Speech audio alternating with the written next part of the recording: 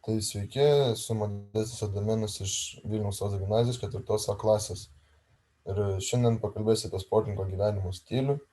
Kiekvieno sportininko gyvenimo stilius vienaip ar kitaip yra panašus, dažniausiai panašumai būna dėl pasirinkto, ar skirtumai būna dėl pasirinktos sporto šakos. Tai pakalbėsiu apie sportininko gyvenimo stilių, pakalbėsiu apie rankininko gyvenimo stilių, daugmaž ir savo.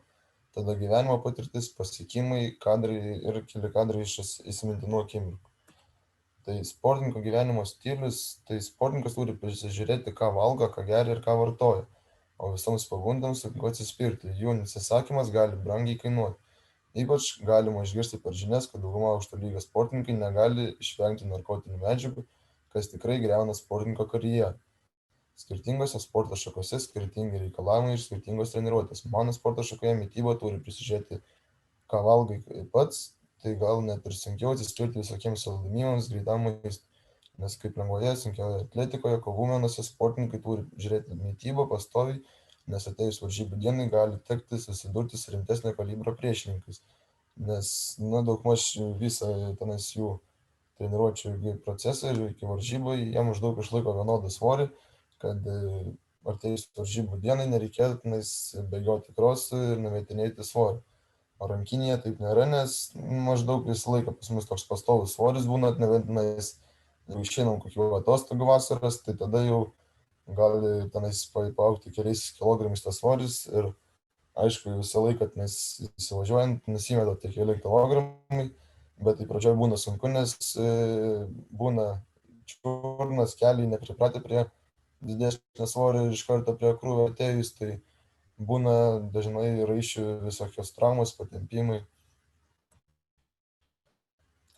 Tai rankininko gyvenimo stilius.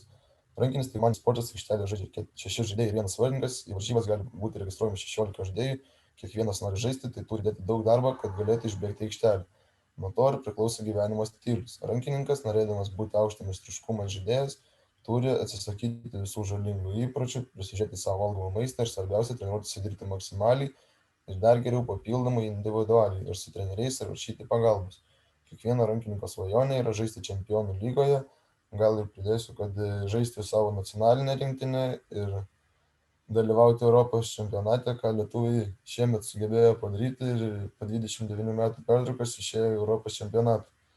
Konkurencija yra tikrai didelė, todėl kiekviena treniruotė turi dirbti su mintim, kad pasiekti čempionų lygos komandų lygį, turi būti tikrų rankininkų, tai tiesiog yra daug darbo.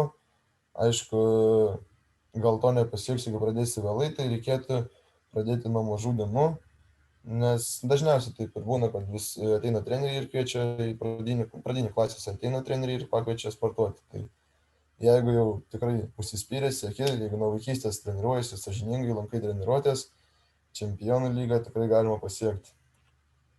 Gyvenimo patirtis.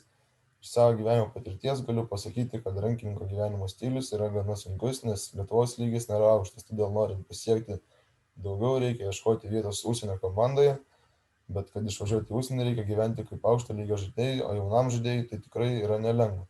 Šiuo metu žaidžiu 4 lygose, tai Lietuvos jaunimo U19 čempionatas, tada Lietuvos pirma lyga, po to seka aukščiausia lyga Lietuvos ir Baltijos lyga.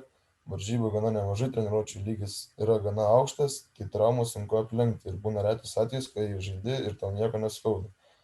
Tai apie šitą treniruočių tai tikrai daug krūvis gaunasi, o traumų tai esu tikrai daug turėjęs ir realiai, kaip ir sakiau, kad kai žaidi, tai ten tu turi vis tiek kažkokių, net būna, kad žaidi išgėręs nuo skausmo vaistų, tepiesi kaitinančiu tepalu, kad raiščiai būtų iš karto įšilę, kad taip neskaudėtų.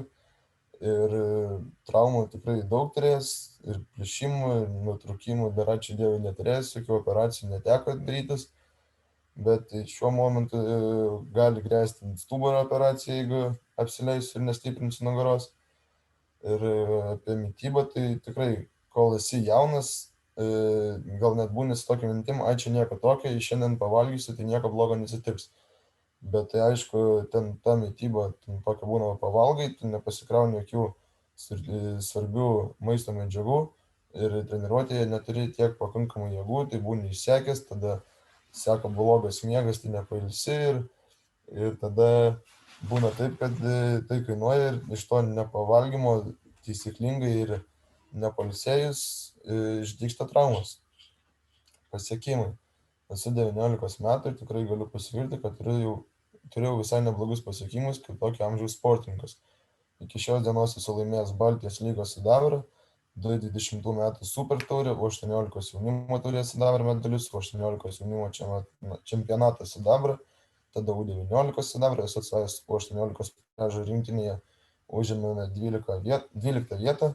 Tikrai Europos čempionate jau lygis jau jaučiasi aukštas, tai gal kažkada pasiseks dar išbėgti į pliažą rankinį, nes tikrai labai įdomus sportas.